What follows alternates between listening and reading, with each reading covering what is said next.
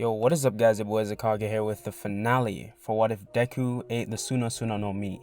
To be honest, this part should have been at the end of the last part, but I couldn't think of a good way to end it. So this might be a little short, but anyways, let's get right into the what if. Talk to me nice, look, dirty,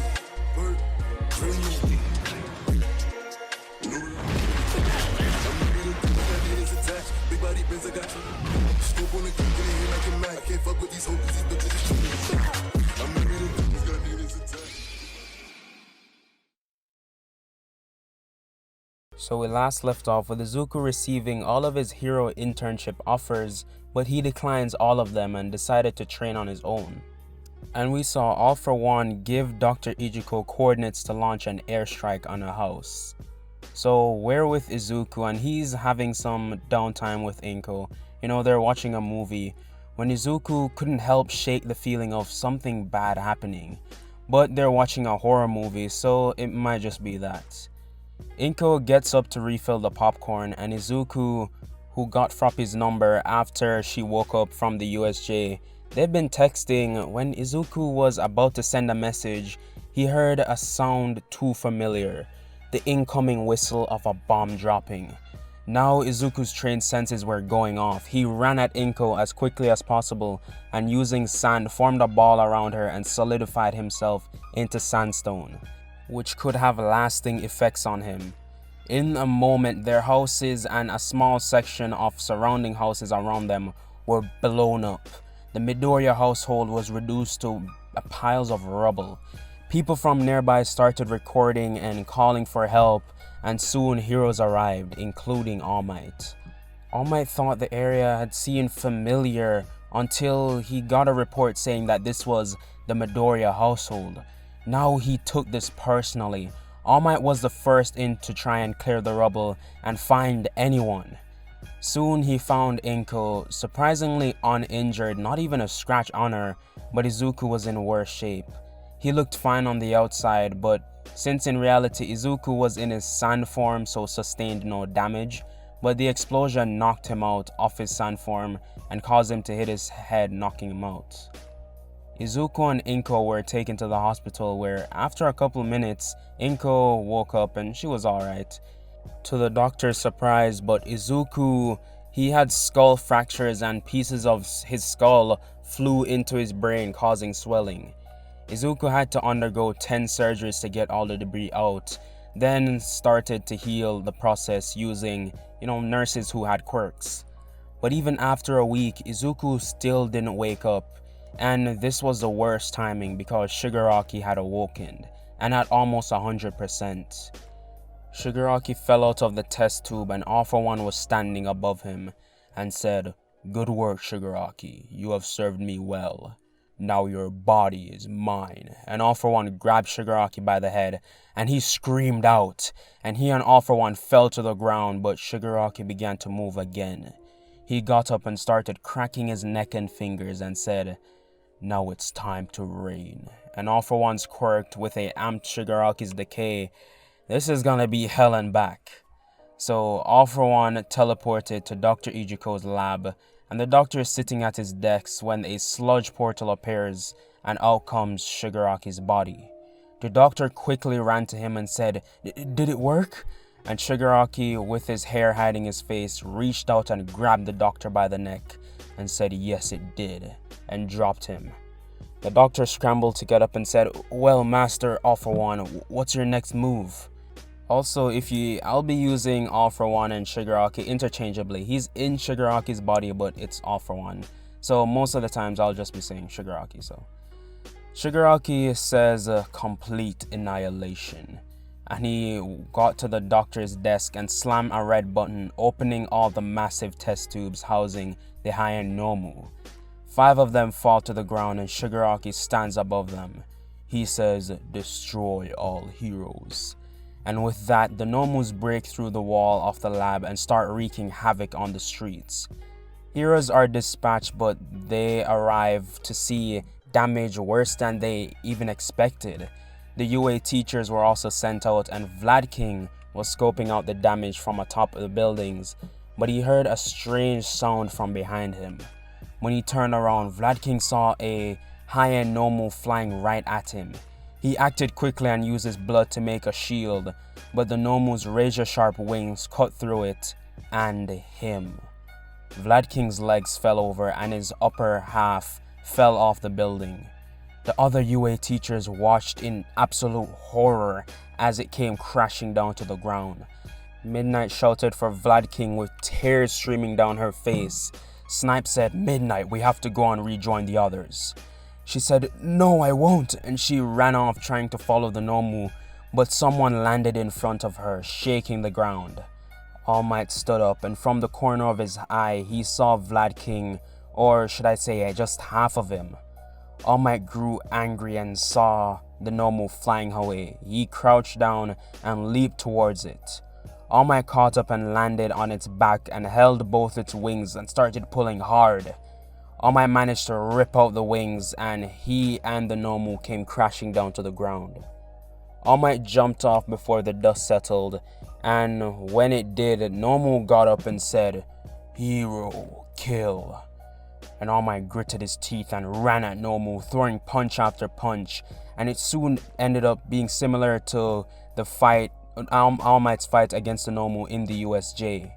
So when All Might threw his hand back and the vestiges of One for All began channeling into one punch, All Might Detroit smashed the Nomu out of the stratosphere, and this sent a shockwave all across the city, and buildings nearby had their windows shatter. All Might knelt down in exhaustion and he turned around to reconvene with the UA teachers. But All Might felt uneasy. When he turned back around, the same Nomu he had just punched, now with its wings and fully regenerated, flew at All Might.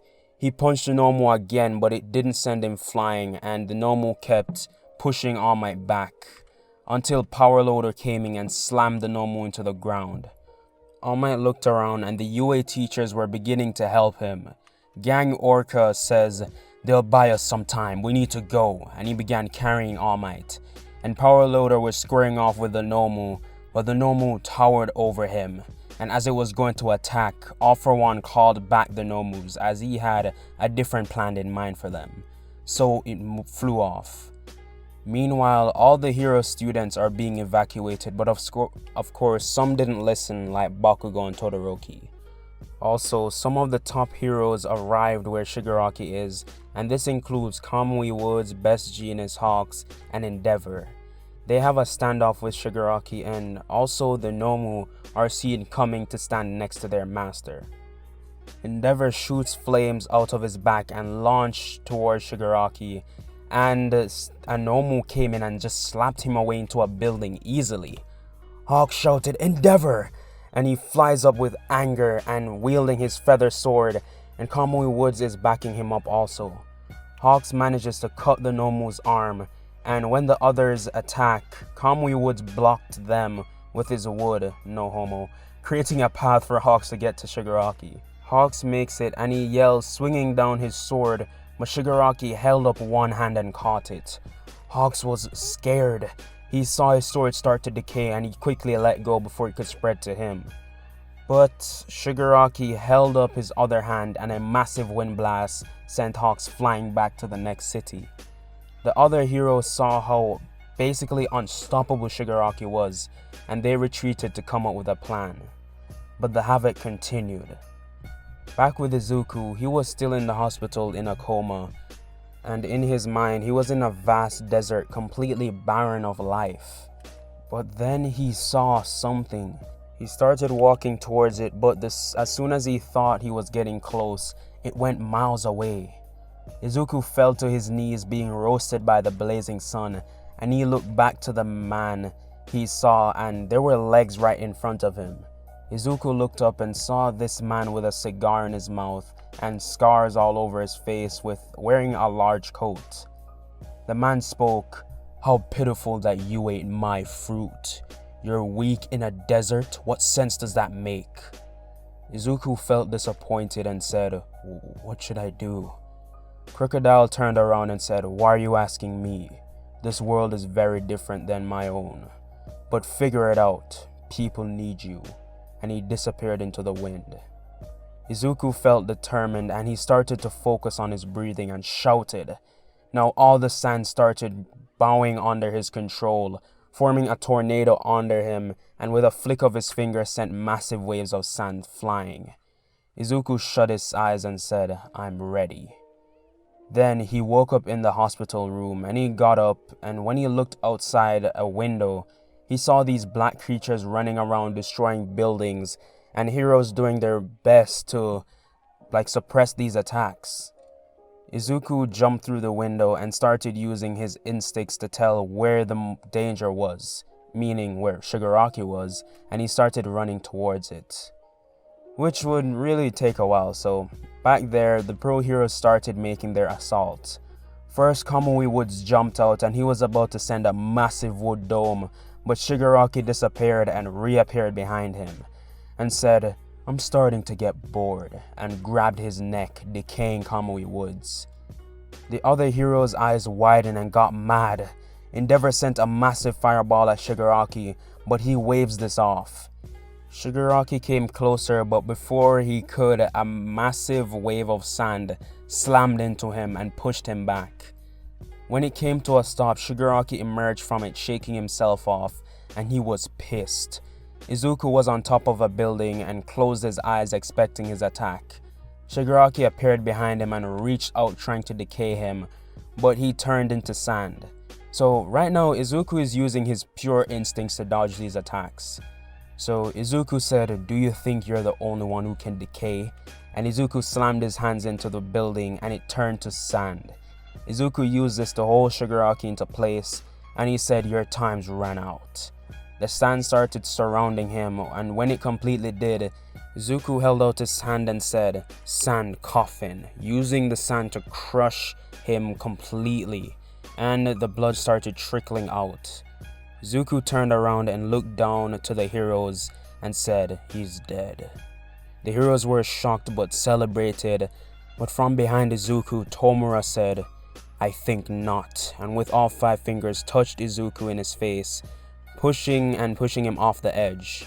The heroes gasped and started going in an all-out brawl against Shigaraki, leaving them all injured and edge-shot dead. While this all was happening, Izuku started getting up. Before, Shigaraki touched his body, Izuku automatically turned into sand. At this point, it's just instinct. Now, Izuku had all the information he needed to win.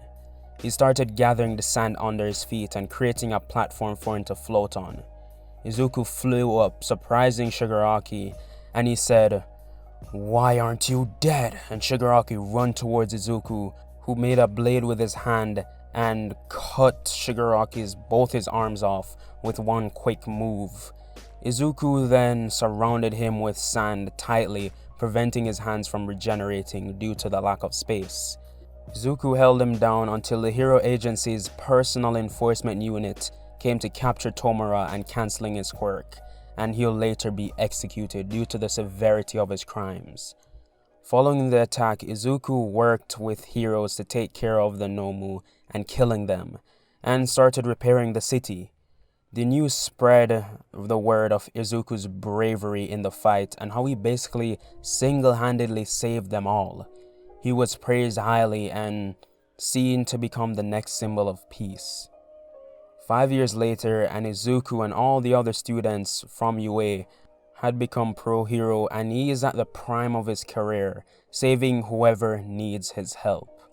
And that is where I'm going to be leaving this one off. Thank you guys for sticking around to the end of the video. If you liked it, like. If you like my content in general, subscribe. And yeah, I'll see you guys in the next What If.